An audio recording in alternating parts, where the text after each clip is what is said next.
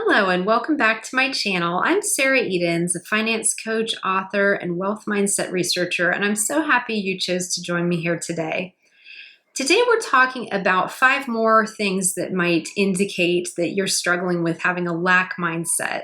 So what is a lack mindset? I've got part 1 of this series that you can watch, and I'll link to it in the description as well, where I talk about some 5 other ways that you can tell if you have a lack mindset.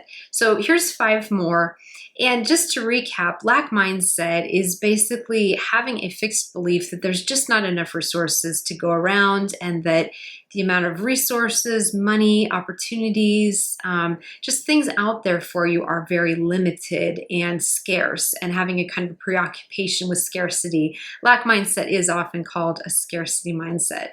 So here's 5 more things to watch out for that could indicate that you're struggling with a lack mindset, because identifying that you have this problem is the first step towards being able to fix it and come up with solutions, because we have total control over the thoughts that we think and the things we tell ourselves about life and our own potential and our own possibilities and opportunities.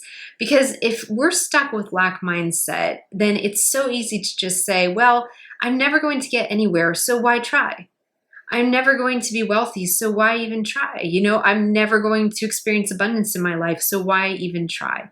Can you see how this is just such a trap and can leave you feeling so stuck and so trapped in a situation where you're just in this kind of rat wheel of running around telling yourself all these things that aren't even true, rather than saying, hey, there's so much out there, there's so much possibility and opportunity in the world, and all I need to do is figure out what I want and identify what I need to do to go towards that direction and move towards the life that I want to create for myself, my dream life. So if you believe it's possible, you're much more likely to take action in the right direction, versus if you're stuck in a lack mindset, on that lack mindset hamster wheel, you're not very likely to get off the wheel and go pursuing your dream life, because you're just running in circles saying, there's not enough, there's not enough, there's not enough, there's not enough, there never will be enough, there never will be enough, I'll never get what I want, I'll never get what I want, everyone else is getting what they want, but I'm not getting what I want. I mean, have you ever been stuck in that very dark place? I know I have. So here is some things to think through as far as, are you recognizing any of these thought patterns and behaviors in yourself? Number 1 is constant worry about the future, and particularly financial future, because I will say, the news is terrible right now. I feel like the news is always terrible, but the news is scary right now, let's be honest. There's just been natural disasters constantly, there's all this different things going on in the world. So, if you pick up the newspaper, you're likely to feel worried about the future, but specifically having a lot of anxiety about your financial future. So worrying that you're going to run out of money in retirement, or worried you won't be able to have enough money to put your kids through college, worried you'll never be able to get out of debt. Whatever the case might be, worried you won't ever make any more money at your job or figure out how to change jobs. If you're just having a lot of preoccupation around your financial future, that might indicate that you're struggling from a lack mindset. If that's the main thing that you're focused on, is just fear and worry and anxiety about what the future holds for you. And there's a lot that we can do with our financial skills to be able to plan for that. Retirement planning is something that there's many, many great professionals out there that's all they do day in and day out, is help people plan for retirement so they don't have to worry about how they're going to retire. So a lot of it is, taking action and stepping out of that place of worry and fear, because worry can often feel like we're doing something about a situation, but in reality, we're not doing anything. If we're just sitting around worrying, we're not getting anything done, we're not taking action, we're not reaching out for help, we're just sitting around consumed with scary thoughts. And so it's really important to be able to recognize that if you're doing that, that could be a sign that you're suffering from a lack mindset. Number 2 is feeling financially stuck or trapped. So this can be another thing that can indicate you're struggling with a lack mindset. If you just feel like, you've hit a plateau with how much you can make with your business, or you've hit a plateau at work with how much money you'll ever be able to make, at your job, and you don't feel like you've got a way you can ask for a raise or transition to a different career field or start a side hustle or anything, and you're just feeling really stuck and really trapped and just maybe like you've run out of ideas and run out of potential to make more money. This is especially important right now and affecting everyone because of the cost of living crisis we're in with inflation. So that might be, adding to your burden as well if you were already feeling kind of in a financial bog before, and then with prices on everything going up, maybe you're feeling even worse. And if you want to learn how to deal with the cost of living crisis, I have an entire playlist dedicated just to that with lots of videos to help you figure out how to save money and make more money during this difficult time. I'll link to that in the description as well. So anyway, if you're feeling really stuck and really trapped in your current financial situation, that can be another sign you're struggling with lack mindset, especially if you're just telling yourself, I'm stuck, I'm trapped, I'm never going to be able to get out of this, rather than, being in a place where you're engaging with some solutions. If you're just in a place where you're just feeling really stuck, that's a good sign that you have lack mindset going on. Number 3 is feeling a lot of guilt for past financial mistakes and losses. So it's natural for us to feel bad if we've lost money on something. That can be a very difficult thing to have happen. I know I've definitely, spent money on things that were not good investments and ended up regretting it, and made career moves that weren't good moves and ended up losing me money. And, I think we've all done this as we go on in life and try new things. Losing money is part of learning and growing. It just unfortunately tends to happen. But if you're really obsessed over it and you find yourself just consumed and always kind of mulling over and ruminating about all the ways that you lost money in the past, or all the financial mistakes that you made, or, the things you spent money on that you're like, oh my gosh, I was so stupid. Why did I spend money on that instead of, investing or something like this that would have paid off better dividends? Instead, I was just buying consumer goods or, what have you. If you find yourself really obsessed over money that you've lost in the past, maybe just because you didn't have the financial skills to be able to make better financial decisions, that can be an important sign that you're struggling with lack mindset as well. Are you just consumed with, ruminating and kind of beating yourself up over financial mistakes that you made in the past? Number 4 is not investing in yourself. Now remember, you'll hear people say this all over social media and in self-help books and all kinds of different places. And this might sound trite, but it is not. You are your own best investment. Okay, repeat with me. I am my own best investment.